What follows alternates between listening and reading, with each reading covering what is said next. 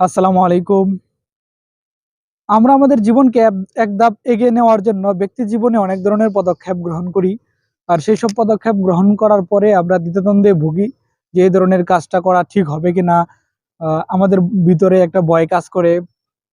আসলে একটা বিষয় মনে রাখবেন, আ আপনার সফলতার পেছনে কোনো কিছুই বাধা হয়ে দাঁড়াতে পারে না।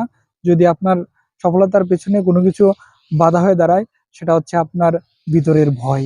আপনার ভিতরের ভয়টাকে জয় করতে হবে। তাহলে আপনার সফলতা নিশ্চিত। কেননা লালন তো স্কুল কি জিনিস বুঝলই না। রবীন্দ্রনাথ ঠাকুর স্কুল পালিয়েছেন। নজরুল তো পড়তেই পারল না।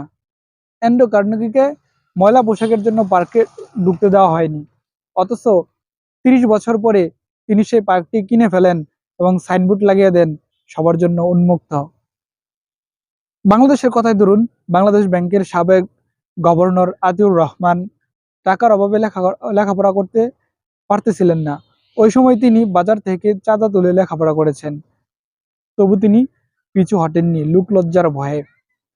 ভারতের সংবিধান প্রণেতা বাবা আম্বেদকর নিম্নবর্ণের হিন্দু ছিলেন বলে কোনো গাড়ি তাকে নিতেন না। মাইলের পর মাইল পায়ে হেঁটে তিনি পরীক্ষা দিয়েছেন। তো একটা বিষয় লক্ষ্য করুন, আপনার সফলতার পেছনে কোনো কিছুই বাধা হতে পারে না। যদি কোনো কিছু বাধা হয়ে দাঁড়ায়, সেটা নিশ্চয়ই আপনার ভেতরের ভয়। আপনার ভেতরের ভয়টাকে জয় করতে পারলেই সফলতা নিশ্চিত।